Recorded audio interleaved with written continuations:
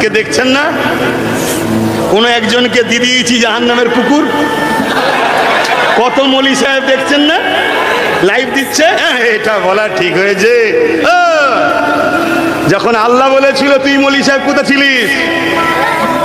যখন রোজার মাসে ওই জাহান্নামের কুকুরটা গরিবের ইফতার গুলো ভেঙেছে, গরিবের ঘর গুলো ভেঙেছে, গরিবের কল ভেঙেছে, রোজার মাসে নিরীহ নিরীহ মুসলমানদের ঘর বাড়ি ভেঙে দিয়েছিল, রোজার মাসে নিরীহ মুসলমানদেরকে উচ্ছেদ করে দিয়েছিল, বাচ্চা বাচ্চা ছেলে ঘরে এখন রোজার মাসে মেরেছিল। 2021 মনে পড়ছে এই জাহান্নামের কুকুর যখন মুসলমানদের উপরে জুলুম করছিল।